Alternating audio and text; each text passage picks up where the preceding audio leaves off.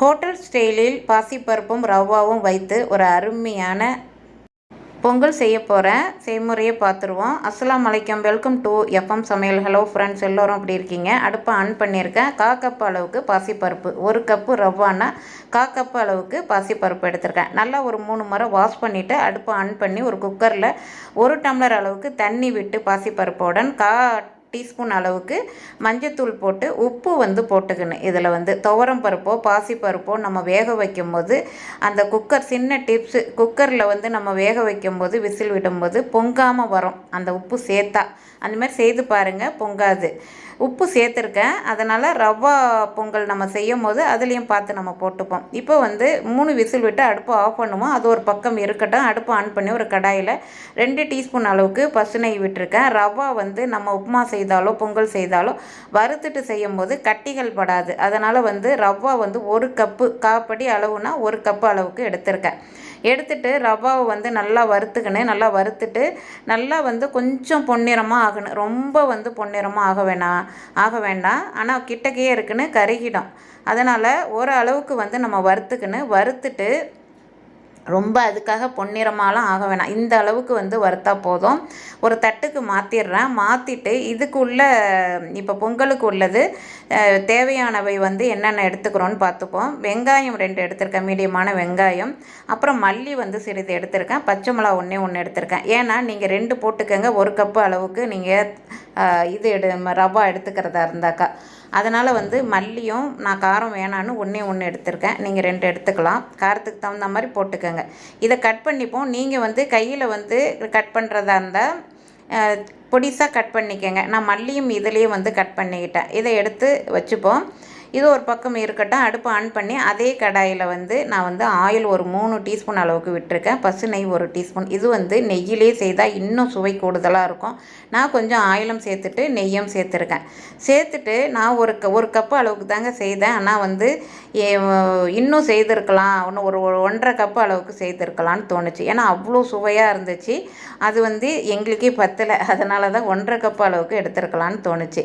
இப்போ 1/2 டீஸ்பூன் ஜீரகம், 1/4 டீஸ்பூன் மிளகு, நான் காரத்துக்கு தகுந்த மாதிரி எடுத்துக்கிட்டேன். நீங்கள் 1 கப்புக்கு அளவு 1/2 டீஸ்பூன் ஜீரகம், 1/2 டீஸ்பூன் சமமாக எடுத்துங்க. 1/2 டீஸ்பூன் மிளகு நுணுக்கிட்டு போட்டாக்க நம்ம உள்ளுக்கு சாப்பிட்டுடலாம். நான் முழுசாக போட்டால் அப்படியே தூக்கி வச்சுருவாங்க பசங்க, பெரியவர்களும் தூக்கி வச்சுருவாங்க. உள்ளுக்கு சாப்பிட்டா ஜீரகம் மிளகுலாம் அவ்வளோ நன்மை நமக்கு உடம்புக்கு. அப்போ 1 கொத்து அளவுக்கு கருவேப்பிலை போட்டு நல்லா பொரிஞ்சு வரணும் அந்த கடுகும் அந்த கருவேப்பிலையும்.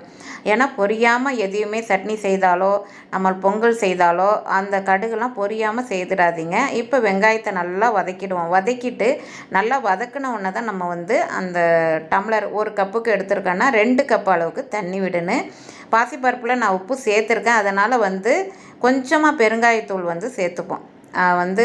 தேவையான அளவு பெருங்காயம், இதுக்கு எவ்வளோ தேவையோ ஒரு 1/4 டீஸ்பூன் அளவுக்கு பெருங்காயத்தூள் சேர்த்துருக்கேன். நல்லா வதக்கிப்போம். ஒன்றும் சேர்ந்த மாதிரி இதுக்கு தேவையான அளவு உப்பு கொஞ்சமாக போட்டுக்கணும். அவ்வளோதான், ரொம்ப ஜாஸ்தியாக ஆக்கிடாதீங்க. 2 கப் அளவுக்கு நான் எந்த இதில் காப்படி அளவில் ரவா எடுத்தேன்னா அந்த காப்படியிலே 2 காப்படி அளவுக்கு நான் 1/2 லிட்டர் அளவுக்கு தண்ணி விட்டுருக்கேன். நீங்கள் 1 கப்பு எடுத்திங்கன்னா 2 டம்ளர் அளவுக்கு தண்ணி விட்டுக்கோங்க.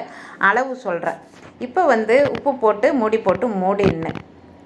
நல்லா கொதி வந்தோடனே ப்ரெஷர் போனவுடனே நம்ம பாசிப்பருப்பு வச்சுருக்கோம் இல்லையா, அது நல்லா தண்ணியாக இருக்குன்னு கெட்டியாக இந்த ரவா பொங்கலுக்கு நம்ம போட்டுறக்கூடாது. சில பேர் கெட்டியாக போடுவாங்க. இதுக்கு இதான் சுவை கொடுக்கறதே. அது நல்லா 3 விசில் விட்டோடனே நல்லா அது கஞ்சி மாதிரி ஆகிடும்.